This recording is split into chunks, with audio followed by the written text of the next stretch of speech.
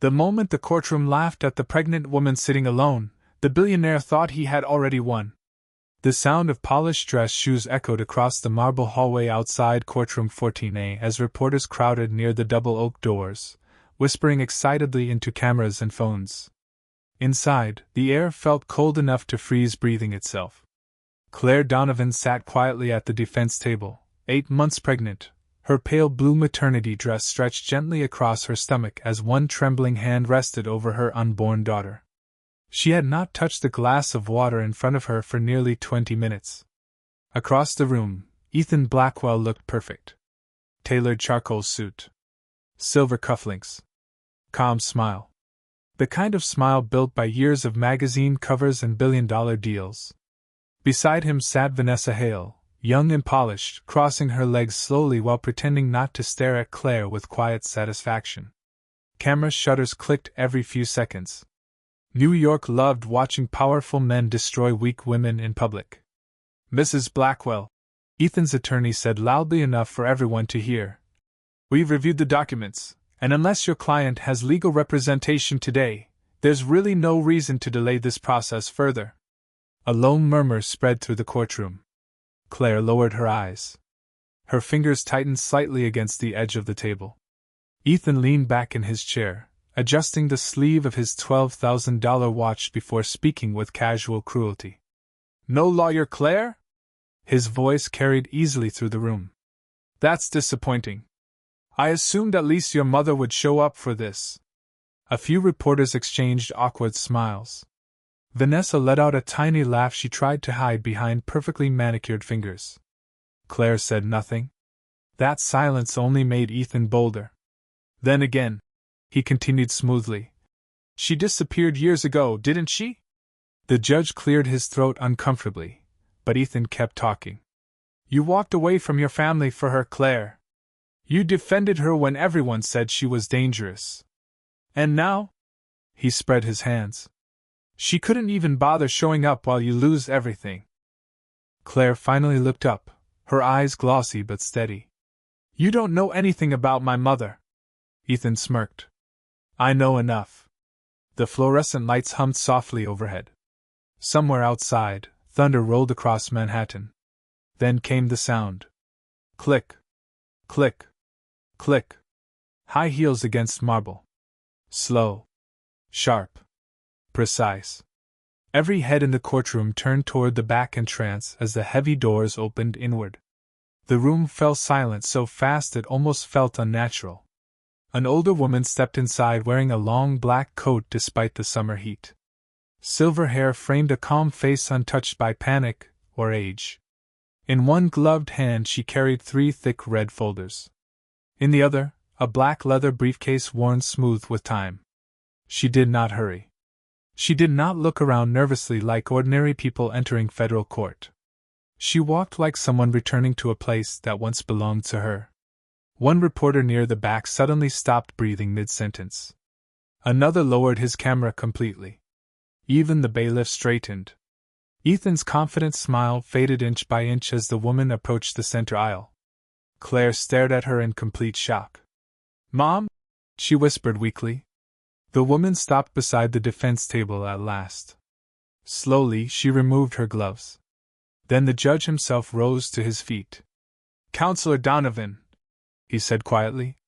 And just like that, every attorney in the courtroom stood up with him. The silence inside courtroom 14A felt heavier than concrete. Nobody moved. Nobody even seemed willing to breathe too loudly. Margaret Donovan stood beside her daughter without looking at Ethan once, calmly placing the 3 red folders onto the polished defense table, while the judge remained standing out of pure instinct. Claire stared at her mother in disbelief. 15 years. That was how long Margaret Donovan had vanished from public life. 15 years since newspapers called her the most feared federal prosecutor in America. 15 years since Billionaire stopped sleeping comfortably whenever her name appeared on legal documents. And now she was here.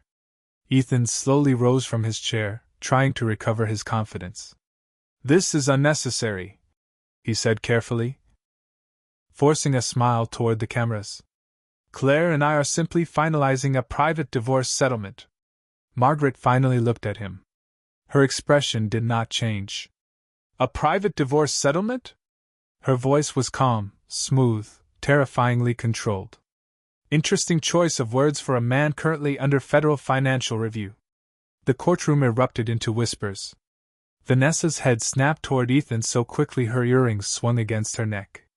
Federal review? She whispered. Ethan ignored her completely. Judge Harrison adjusted his glasses.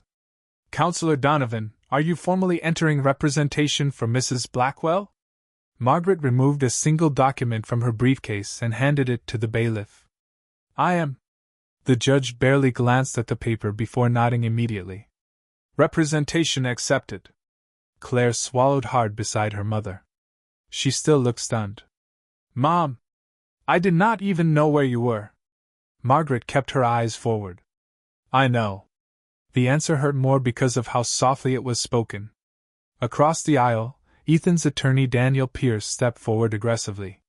Your Honor, this is clearly a publicity stunt intended to manipulate the court and media. Margaret turned toward him slowly. Daniel Pierce.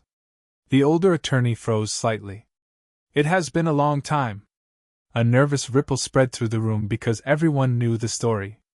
15 years ago, Daniel Pierce had been a junior associate on a corruption case Margaret destroyed in less than 3 days. His career survived. His reputation never fully recovered. Margaret opened the first red folder.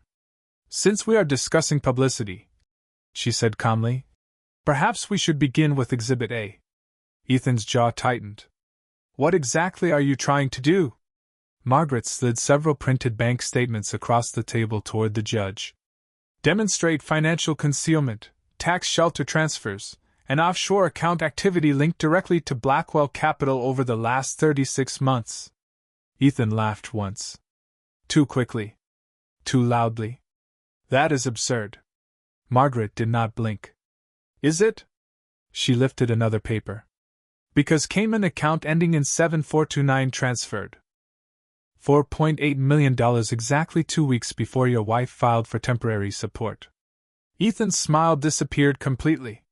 Reporters began typing furiously. The sound of keyboards filled the courtroom like rainfall. Claire looked toward Ethan in shock. You said the company was losing money.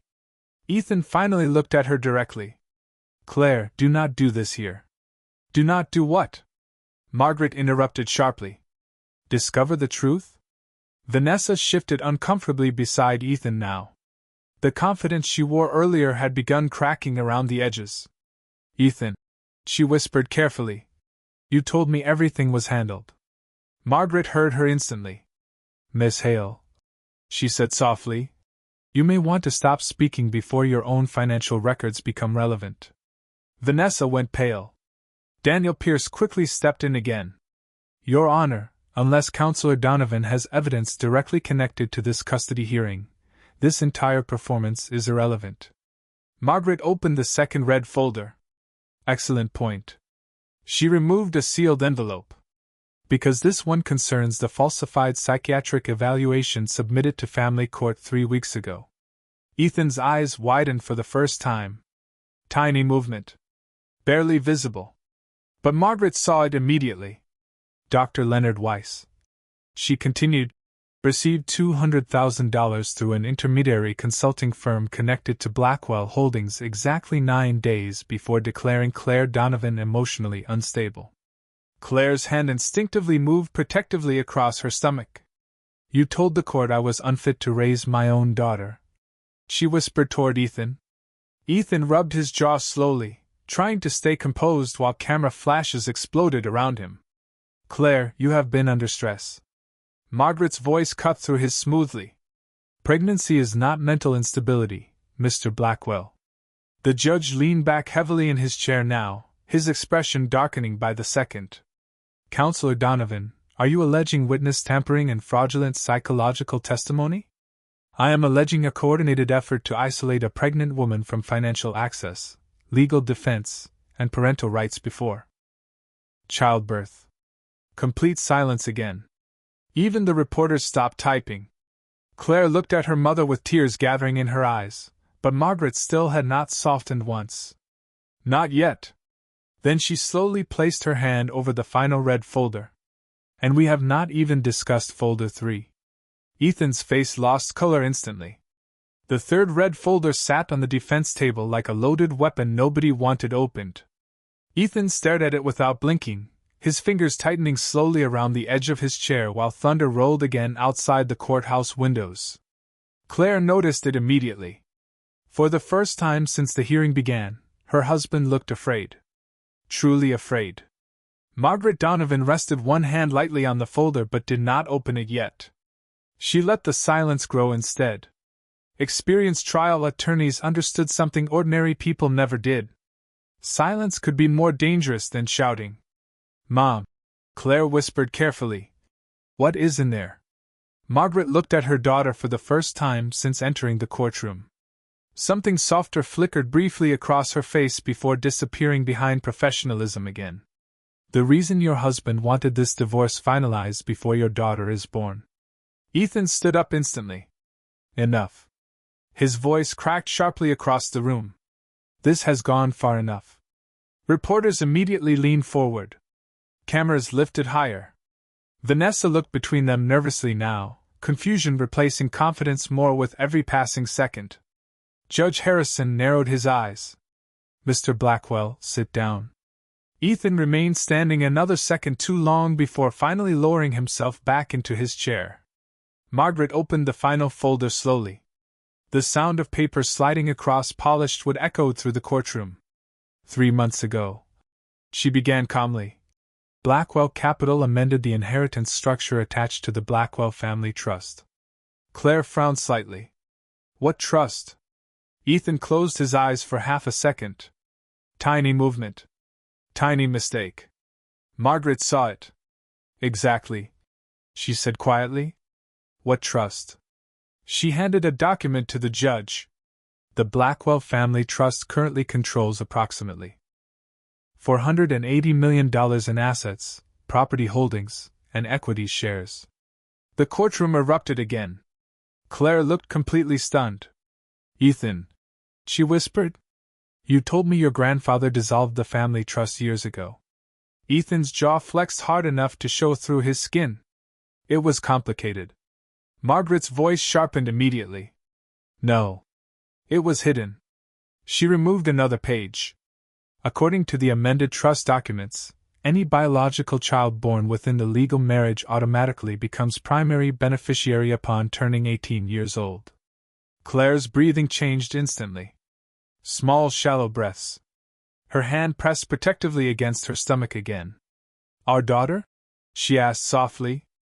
Margaret nodded once. "Your daughter." Vanessa slowly turned toward Ethan, horror spreading across her face. "You said she would get nothing."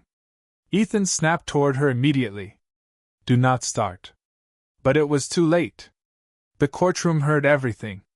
Margaret continued without emotion. 2 weeks after learning the baby was a girl, Mr. Blackwell initiated emergency divorce proceedings while simultaneously attempting to establish maternal instability claims against Claire Donovan. Judge Harrison looked furious now. "You were trying to remove the mother before the child legally entered the trust structure." Ethan finally lost patience. "This is business." Gasps spread through the courtroom. Claire looked like she had stopped breathing entirely. "Business?" she repeated weakly. Ethan ran a hand through his hair, realizing too late what he had said. "Claire, listen to me carefully." "No," she whispered. "You listen." Her voice trembled but grew stronger with every word. "I left my career for you. I defended you when people warned me about who you really were. I sat alone through doctor appointments while you skipped dinners and vacations and every moment that mattered." Ethan's expression shifted slightly then. Regret maybe. Or panic. Sometimes they looked identical on rich men. Claire swallowed hard. "And this entire time, you were planning around our daughter like she was some kind of financial problem." Ethan lowered his voice carefully, trying to sound reasonable again. "You do not understand how families like mine work," Margaret interrupted instantly. "Predatory men always say that when they get caught." Daniel Pierce suddenly stood again, sweating now beneath the courtroom lights. Your Honor, there is still no proof Mr. Blackwell committed any direct violation of family law. Margaret looked almost disappointed by the interruption. You are correct. She opened a smaller envelope inside the third folder. That is why I brought audio evidence. Ethan went completely still. Completely. No movement. No blinking. Nothing. Margaret placed a small digital recorder onto the table. Claire stared at it in confusion. Vanessa looked ready to faint. Recorded 12 days ago, Margaret said quietly. Inside a private dining room at the Lexington Hotel. Ethan finally spoke, barely above a whisper. How did you get that? Margaret ignored him and pressed play. Static crackled softly through the courtroom speakers. Then Ethan's voice filled the room clearly. Calm. Cold. Controlled. Once the court declares Claire emotionally unstable, custody becomes temporary. After that, we challenge the trust inheritance through guardianship control. Claire covered her mouth instantly. Vanessa stared at Ethan in complete disbelief as the recording continued. The baby changes everything, Ethan's recorded voice said. That child cannot stay connected to Claire. The audio stopped. Silence crashed into the room so heavily even the reporters forgot to type. Claire's eyes filled with tears she no longer tried to hide. Across the aisle, Ethan Blackwell looked like a man watching his empire collapse in real time. The sound of Ethan's own voice still lingered in the courtroom long after the recorder stopped playing. Nobody looked at Claire anymore. Every eye was locked on the billionaire whose perfect public image had begun cracking apart under fluorescent lights and live cameras. Ethan sat motionless beside Vanessa, but the calm billionaire from an hour earlier was gone now. His tie hung slightly loose. A thin layer of sweat reflected against his temple. And for the first time in years, he looked like a man with no control over the room around him. Claire slowly lowered her shaking hand from her mouth. You planned all of this, she whispered. Ethan looked toward her immediately. Claire, you are hearing pieces of conversations without context. Margaret let out the faintest breath through her nose. Not quite a laugh. Worse. Disappointment. Context, she repeated quietly. That word always appears when wealthy men realize recordings exist. Several reporters exchanged nervous smiles. Ethan snapped toward them sharply. This hearing is sealed. Not anymore. Judge Harrison interrupted coldly. The judge removed his glasses slowly and looked directly at Ethan across the bench. Mr. Blackwell, the court has now received credible evidence of financial concealment, attempted manipulation of psychiatric testimony, and possible interference involving custodial proceedings surrounding a minor child. Ethan's attorney stepped forward quickly. Your Honor, we strongly object to the characterization of these claims before a formal review. Sit down, Mr. Pierce. The judge's tone carried enough force to silence the room instantly. Daniel Pierce obeyed immediately. Margaret calmly closed the third red folder while Claire continued staring at Ethan like she no longer recognized the man she married. In many ways, she did not. The Ethan Blackwell she met 4 years ago had smiled differently. Softer. Warmer. Back then he brought coffee to her apartment himself because he said assistance made things feel impersonal. He remembered birthdays. Opened doors. Sent flowers to her mother after surgery. Claire used to think kindness lived inside him naturally. Now she realized he had simply performed it better than most people. Vanessa suddenly stood from her chair. You told me she knew about the trust, she said quietly. Ethan turned toward her slowly. Sit down. No. Her voice trembled now. You said Claire only cared about your money and that you were protecting your family. Ethan's expression darkened immediately. This is not the time. Vanessa shook her head. Was any of it true? The silence after that question stretched painfully long. Claire watched the woman carefully. Until this moment, Vanessa had only been the polished younger girlfriend standing beside her husband. But now Claire saw something else. Fear. Real fear. Because Vanessa was finally realizing she had not been standing beside a powerful man. She had been standing beside a dangerous one. Margaret observed the exchange without emotion. "Miss Hale," she said calmly, "you may wish to retain independent counsel before federal investigators contact you directly." Vanessa's face drained of color completely. "Federal investigators?" Ethan stood abruptly again. "Enough with the threats." Margaret finally looked directly into his eyes. "Those are not threats." Ethan opened his mouth to respond but stopped when his phone suddenly vibrated loudly against the courtroom table. The sharp sound cut through the silence like breaking glass. Every camera immediately turned toward him. Ethan glanced down. One notification. Then another. Then 5 more almost instantly. His expression changed fast. Too fast. Daniel Pierce leaned closer. "What is it?" Ethan locked the phone screen immediately, but it was already too late. Vanessa had seen enough. "Blackwell capital stock is falling?"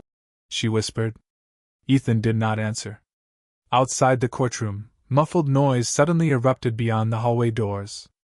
Raised voices. Running footsteps. More reporters arriving. Claire looked toward the sound in confusion, while Margaret remained perfectly calm. "News travels quickly on Wall Street," Margaret said softly. "Especially when trust fund fraud and family court manipulation begin trending before lunch."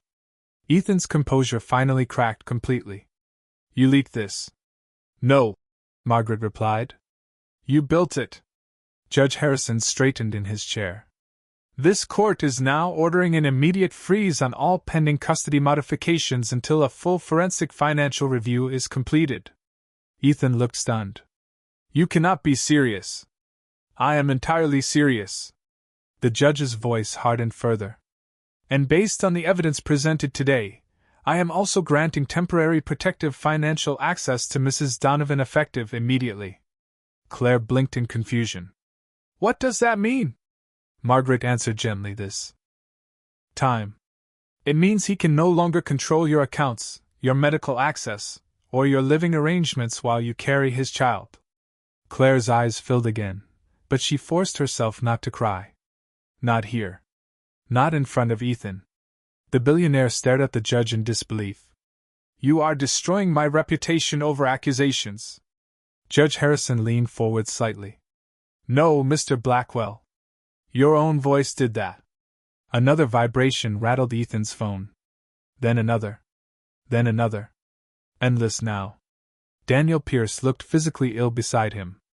Vanessa slowly stepped away from Ethan entirely, as if distance itself might protect her from whatever was happening. Claire noticed that too. Everyone was moving away from him now. Reporters. Lawyers. Even the woman who once smiled beside him in public photographs. The empire was beginning to separate itself from the man at the center of it. Ethan looked toward Claire desperately for the first time all morning. "Claire, please." Just one word. "Please." Strange how men discover humility only after power stops protecting them. Claire stared at him quietly while thunder rolled once more above Manhattan. Then she looked down at her wedding ring. Slowly, carefully, she slid it off her finger and placed it onto the courtroom table between them. The wedding ring spun once across the polished courtroom table before coming to a stop directly in front of Ethan Blackwell. Nobody spoke. The tiny sound of metal touching wood somehow felt louder than all the arguments that came before it. Claire kept her hand steady after removing the ring, but inside, her heart felt strangely calm for the first time in months. Ethan stared down at the ring like he did not understand what it meant. Men like him rarely did. They believed marriages ended in screaming matches, lawyers, or signed contracts. They never expected silence to destroy things faster. Outside the courtroom windows, rain finally began falling over Manhattan in thick gray streaks, blurring the skyline behind the reporters gathered near the doors. Ethan slowly looked back up at Claire. "You are making a mistake." Claire almost laughed at that. Not because it was funny. Because for years she had been the one apologizing for mistakes she never made. Too emotional. Too sensitive. Too needy during pregnancy. Too demanding whenever she asked why her husband stopped coming home for dinner.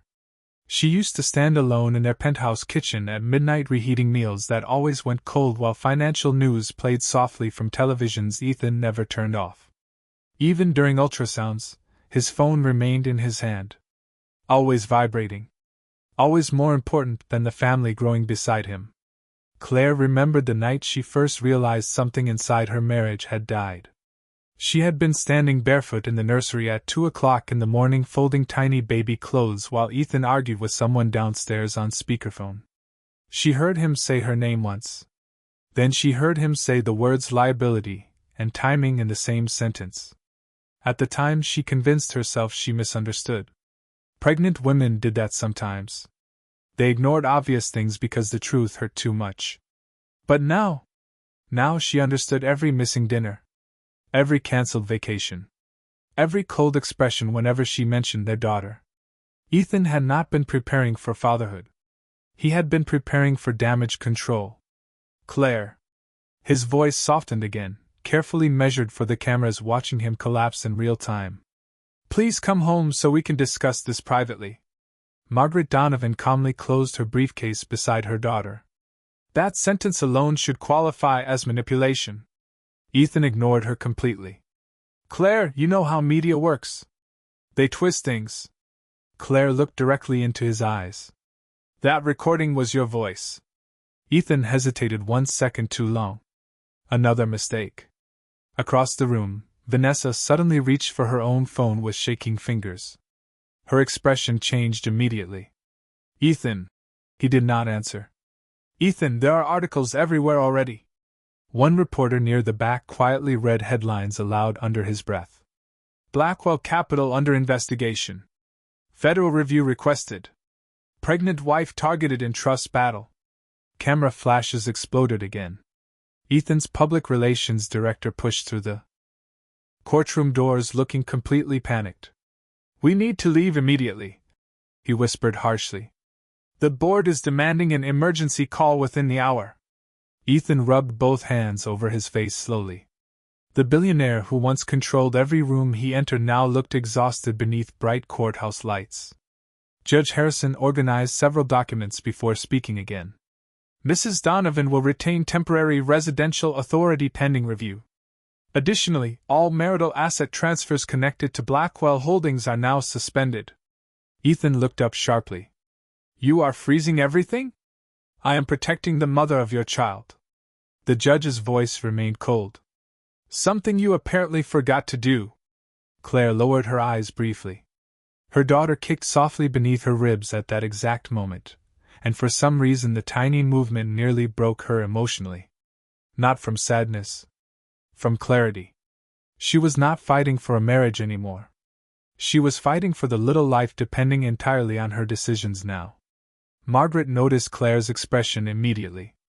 Quietly, she placed one hand over her daughter's trembling fingers beneath the table. It was the first physical affection between them all day. Claire looked at her mother in surprise. Margaret's voice softened almost to a whisper. You are doing fine. 3 simple words. Claire felt tears threaten again because she had waited years to hear them from someone. Ethan stood once more, but slower this time. Weaker. Claire, he said carefully, whatever you think happened here today, I never wanted to hurt you. Claire stared at him for several long seconds while rain hammered harder against the courthouse glass. Then she finally answered with the calmest voice anyone had heard from her all morning. That is the problem, Ethan. She gently pushed her chair back and rose to her feet despite the weight of her pregnancy. You never saw me clearly enough to understand when you already were. Complete silence followed her words. Even the reporter stopped moving. Ethan looked devastated suddenly, but not because he lost the hearing. Not because of the stock market. Not even because of the investigations waiting outside those courtroom doors. For the first time, he realized Claire Donovan no longer needed his approval to survive. And men who build their identities around control never recover well from that realization. Margaret helped her daughter gather her coats slowly while courthouse security opened a side exit away from reporters. Claire paused one final time before leaving. She looked back at Ethan standing alone beside the empty chair Vanessa had quietly abandoned minutes earlier. The billionaire opened his mouth like he wanted to say something else. An apology maybe. An explanation. But no words came out. Because sometimes the most terrifying moment in a person's life is not when they lose money. It is when they finally understand exactly who they became while chasing it. Rain poured across Manhattan like silver needles as the black sedan pulled away from the courthouse through a storm of flashing cameras and shouting reporters. Claire sat silently in the back seat beside her mother, one hand resting over her stomach while the city lights blurred across the rain-covered windows. Neither woman spoke for nearly 5 full minutes. The only sounds inside the car were windshield wipers and distant thunder rolling between skyscrapers. Margaret Donovan sat perfectly composed beside her daughter, black gloves folded neatly across her lap as though the courtroom explosion they had just left behind was nothing more than another ordinary Tuesday. Claire kept staring forward. "You knew," she finally whispered. Margaret turned slightly. "About what?" Claire swallowed hard. "About Ethan. About the trust. About everything." Margaret looked out the window for a moment before answering. "I suspected enough." Claire laughed softly under her breath, but there was no humor in it. "And you still stayed away?" That one landed. Margaret's jaw tightened almost invisibly. Outside, traffic crawled through flooded streets while news helicopters circled downtown Manhattan above them. Claire noticed 3 missed calls lighting up her phone screen. 2 from unknown numbers. 1 from Ethan. She turned the phone face down immediately. "He is going to keep calling," Margaret said quietly. "I know." Claire closed her eyes briefly. "Part of me still wants to hear him explain it." Margaret's expression softened for the first time all day. "That is because you loved him honestly." Claire looked down at her wedding finger. The pale mark from the missing ring still remained against her skin. Strange how skin remembered things even after the heart started letting go. The driver suddenly adjusted the rearview mirror nervously. "Mrs. Donovan," he said carefully, "there are reporters following us." Margaret barely reacted. "Take the river route." "Yes, ma'am." Claire turned slightly and saw 2 black SUVs behind them through the rain. Camera flashes burst occasionally from inside the vehicles. Her stomach tightened. "This is going to be everywhere by tonight, is it not?" Margaret answered honestly. "It already is." Claire leaned her head back against the leather seat, exhausted now in a way sleep could not fix. "I used to think being married to someone powerful meant feeling safe." Margaret looked at her daughter carefully. "Power without character only protects itself." Silence again. The city passed around them in blurred reflections and cold blue lights until the sedan finally pulled beneath the covered entrance of an older building overlooking the Hudson River. Claire frowned slightly. "Where are we?" "Home," Margaret answered. Claire stared at her in confusion as the driver opened the door beneath the rain shelter. "You still live in New York?" Margaret stepped out first. "I never left." Claire froze halfway through exiting the car. "What?" Margaret looked up toward the building windows glowing warmly above them. "I disappeared from television interviews and courtrooms." "That is not the same thing as disappearing." Claire followed her mother slowly through the lobby, stunned by how ordinary everything felt. No mansion.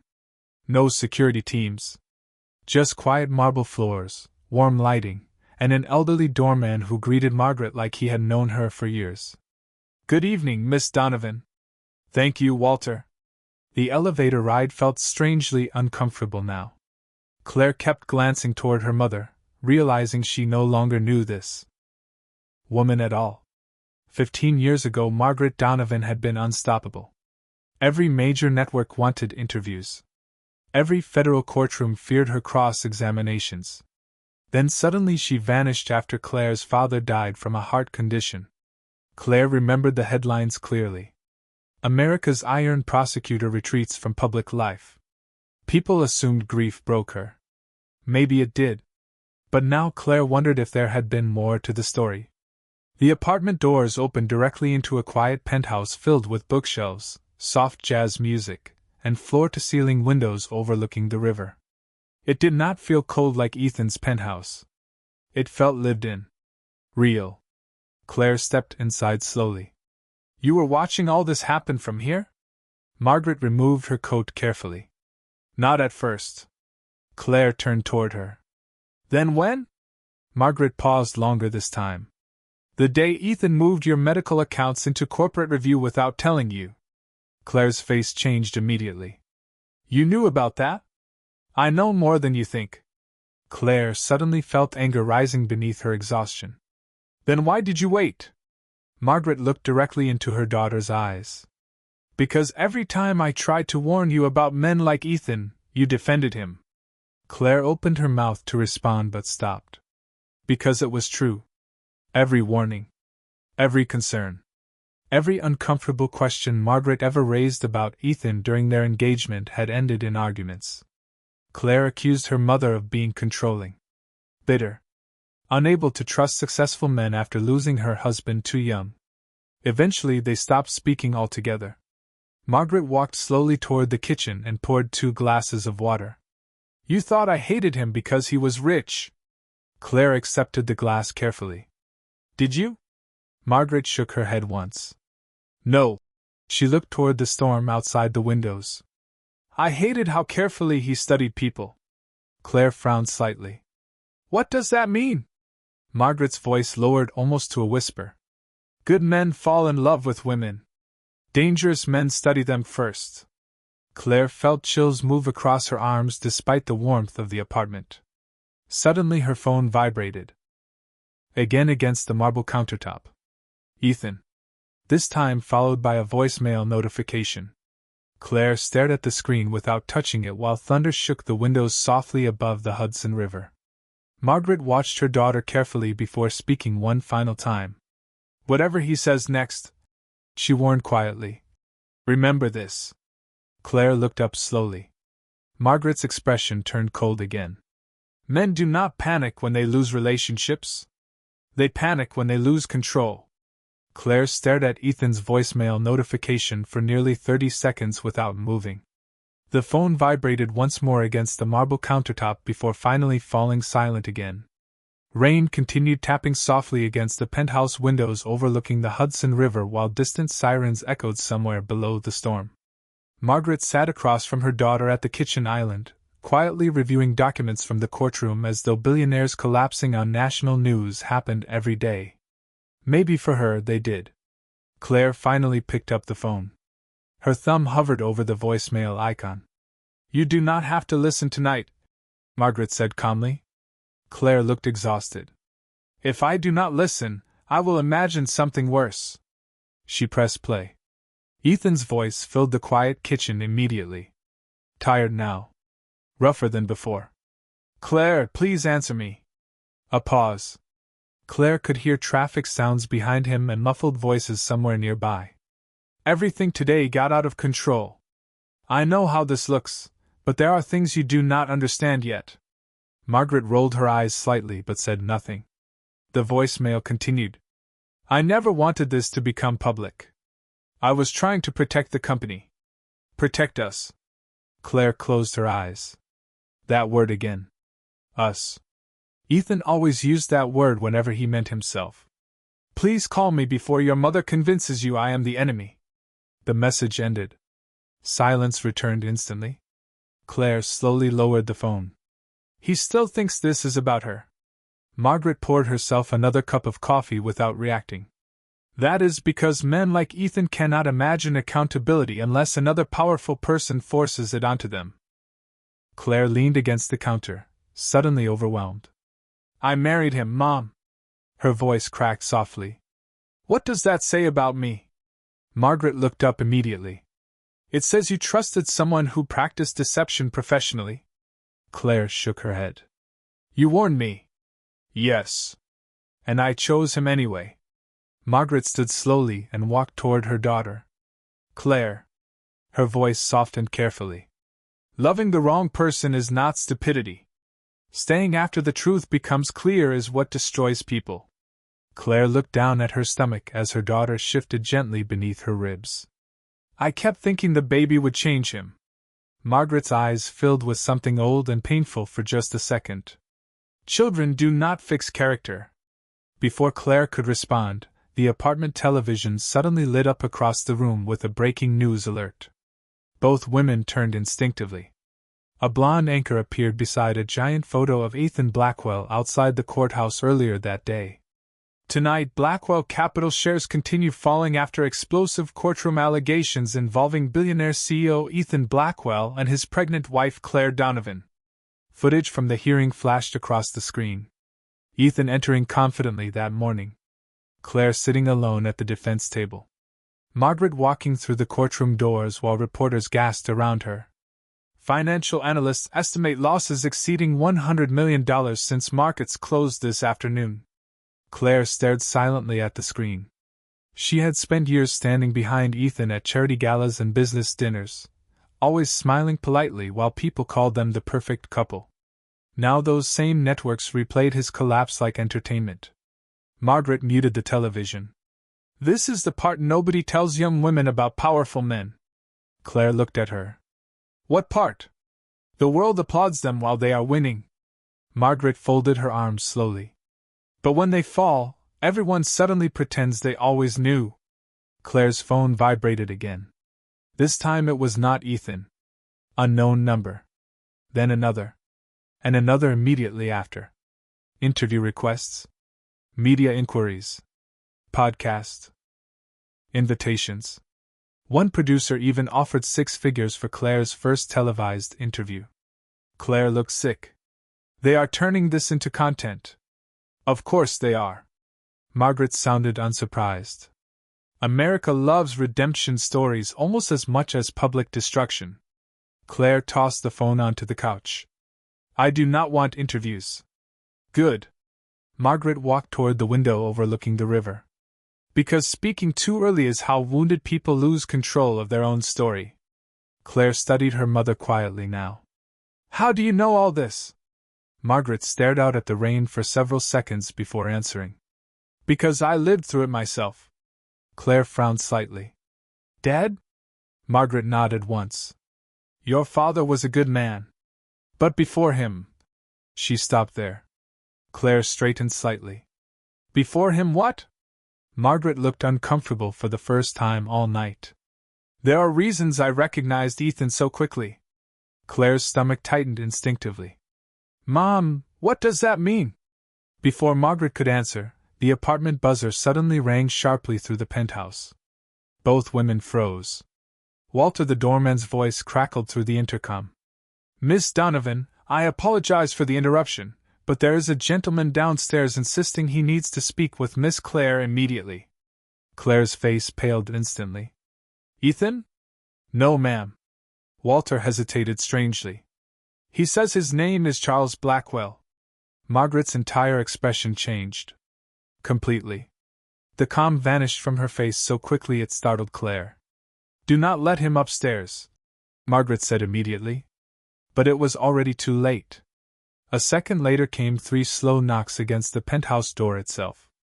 Heavy. Deliberate. Claire looked toward her mother in confusion. Who is Charles Blackwell?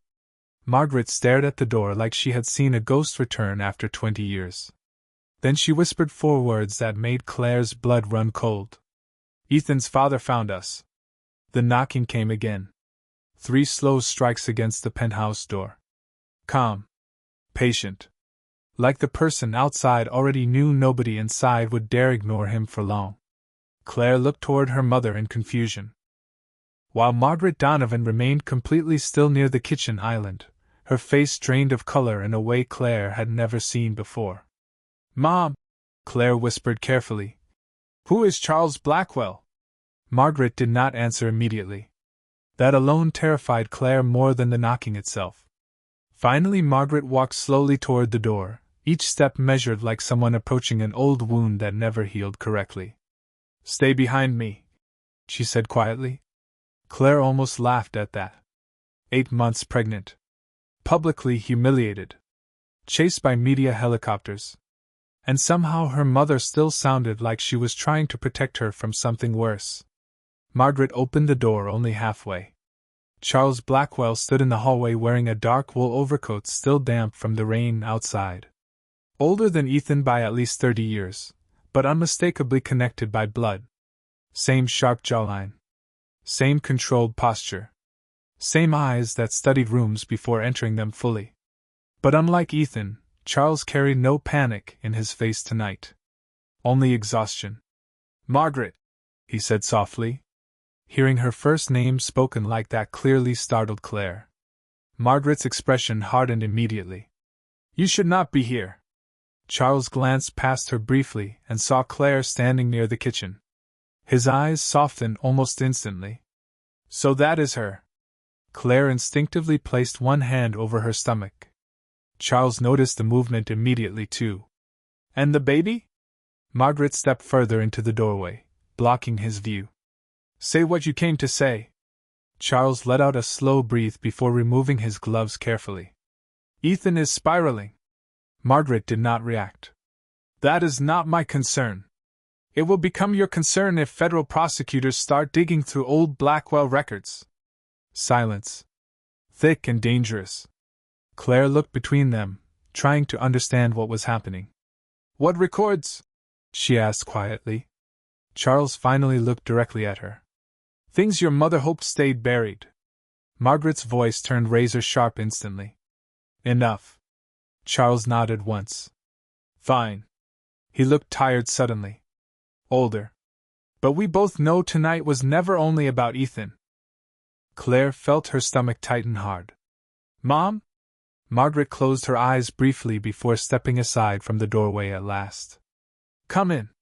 Charles entered slowly, removing his coat while rainwater dripped softly onto the marble floor. The atmosphere inside the penthouse changed immediately. Colder somehow. Like old history had just walked back into the room uninvited. Charles glanced around the apartment with quiet recognition. "You still keep the piano." Margaret folded her arms. "Do not pretend nostalgia works on me." Claire stared between them in disbelief. "You know each other." Neither answered right away. Which was answer enough. Charles finally turned toward Claire again. "Your mother and I met a very long time ago." Margaret laughed once under her breath. "Bitter. That is one way to describe it." Claire felt genuinely dizzy now. "Someone explain what is happening." Charles loosened his tie slowly. 28 years ago, your mother was lead prosecutor on a federal corruption case involving several investment firms connected to my family." Claire looked at Margaret immediately.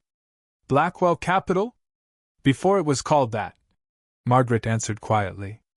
Charles continued carefully. "Your mother was brilliant. Fearless. She nearly destroyed half the financial board in New York." Claire frowned. "Nearly?" Margaret looked away toward the rain outside. "The case disappeared." Claire blinked. "Cases like that do not just disappear," Charles answered this time. "Unless powerful people make them." Silence filled the penthouse again. Claire suddenly understood why Margaret vanished from public life years ago. Not grief. Not retirement. Something bigger. Something dangerous. "Mom," Claire whispered slowly. "Did they threaten you?" Margaret's jaw tightened. "No." Charles looked at her carefully. "They threatened us." Claire's heartbeat stumbled. "Us?" Margaret finally sat down heavily at the kitchen island like the weight of old memories had become too much to stand under. "Before your father," she said quietly, "Charles and I were engaged." The room went completely silent. Claire stared at them both in absolute shock. "What?" Charles closed his eyes briefly.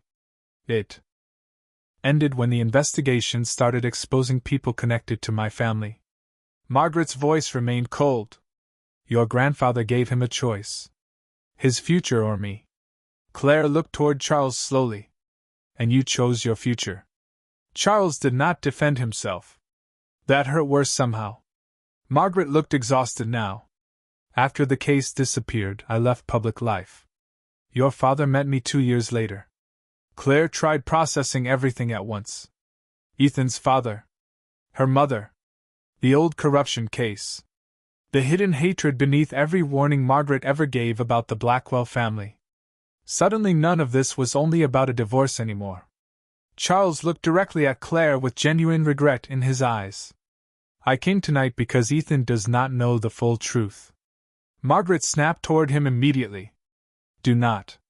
But Charles ignored her. The trust your daughter inherited? He paused carefully. Your name was added to that trust before you were even born. Claire stared at him in confusion. What are you talking about? Charles looked toward Margaret one final time. She deserves the truth now. Margaret slowly lowered her eyes. And in that exact moment Claire realized something impossible. Her mother had not spent years fearing the Blackwell family because they were strangers. She feared them because once upon a time, she almost became one of them. The storm outside intensified as Claire stood frozen beside the kitchen island, staring at her mother like she no longer recognized the woman who raised her. The words echoed inside her head again and again. You almost became one of them. Charles Blackwell remained near the penthouse windows with both hands resting against the top of his cane now, looking far older than the composed billionaire who first stepped through the door. Margaret sat silently with lowered eyes, exhausted by memories she had buried for nearly 3 decades. Claire's voice finally broke the silence. My name was added to the trust before I was born. Charles nodded slowly. Your grandfather admired Margaret more than anyone in our world ever admitted publicly. He believed she would eventually marry into the family. Claire looked toward her. Mother. And Ethan knew this? No, Margaret answered immediately. Absolutely not. Charles exhaled quietly. Your father kept the original trust documents hidden after the engagement ended. Ethan only discovered portions of them after his grandfather passed away. Claire pressed one trembling hand against her stomach, trying to steady herself, while everything she believed about her life rearranged itself again. So my daughter, Charles finished softly, will inherit something far older and far larger than Ethan understands. Margaret suddenly stood. Enough. Both of them looked toward her. Her voice sharpened instantly. Claire does not need more Blackwell history tonight. But Claire shook her head slowly. No. I think I do.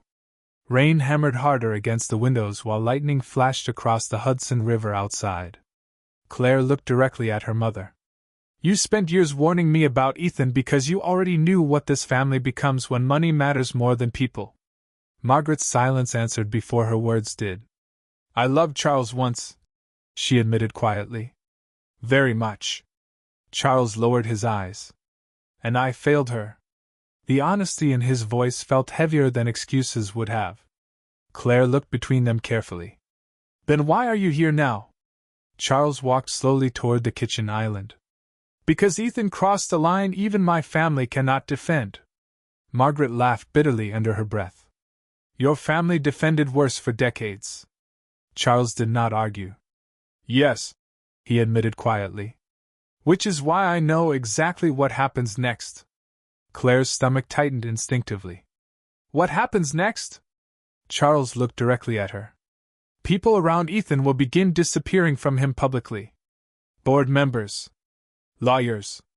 Investors. Everyone will protect themselves first. Claire remembered the courtroom suddenly. Vanessa stepping away from Ethan. His attorney sweating under fluorescent lights. The endless phone vibrations from collapsing stock prices. The empire had already started abandoning its king. Charles continued softly. But Ethan is still my son. Margaret folded her arms. Then control him. Charles looked tired beyond words. I cannot. Silence again. Then Claire's phone buzzed one final time against the marble countertop. Ethan. Not a call this time. A message. Claire hesitated before opening it. 3 simple sentences appeared on the screen. I never wanted any of this. Please let me explain in person. I am outside. Claire's entire body stiffened. Margaret noticed immediately. What is it? Claire slowly turned the phone around. Charles closed his eyes briefly. Of course he came. Before anyone could move, another knock echoed through the penthouse. faster this time. Desperate. Claire's heartbeat pounded loudly in her ears while rain lashed violently against the glass surrounding them all. Margaret stepped protectively in front of her daughter immediately. "He is not coming inside." But Claire surprised both of them by gently touching her mother's arm. "No." Margaret turned. Claire's eyes looked different now. Clearer somehow. Stronger. "I need to do this myself." She walked slowly toward the door while her daughter shifted softly beneath her ribs. Every step felt lighter than the one before it. Not because the pain disappeared. Because the fear finally had. Claire opened the penthouse door halfway.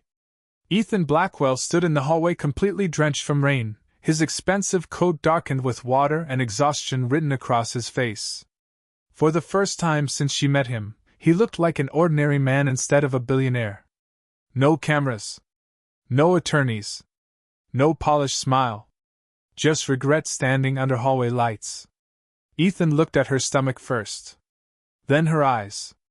"Claire." His voice broke softly. Claire waited. Ethan swallowed hard. "I know you probably hate me." Claire answered honestly.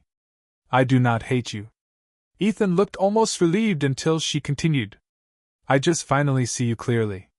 Those words hit harder than screaming ever could. Ethan lowered his eyes briefly. "I loved you." Claire nodded once. "Maybe in the only way you knew how." Silence stretched between them while thunder rolled over Manhattan again. Ethan looked past her shoulder suddenly and saw Charles standing inside the apartment beside Margaret Donovan. Realization crossed his face instantly. Confusion. Shock. Questions nobody had answered for him yet. What is he doing here? Claire glanced back once before returning her eyes to Ethan. "Learning the truth," she said quietly. Ethan looked completely lost now. For the first time in his life, money could not buy him clarity. Claire rested one hand gently over her daughter and took a slow breath. "You spent years trying to control every person around you," she said softly. "But the moment you treated your own child like a business problem," her eyes filled slightly, but her voice never shook again, "you lost everything that actually mattered." Ethan stood speechless beneath the hallway lights while Claire slowly closed the penthouse door between them. The final click of the lock echoed quietly through the apartment. Inside, the storm continued beyond the windows. But for the first time in a very long time, Claire Donovan no longer felt afraid of it.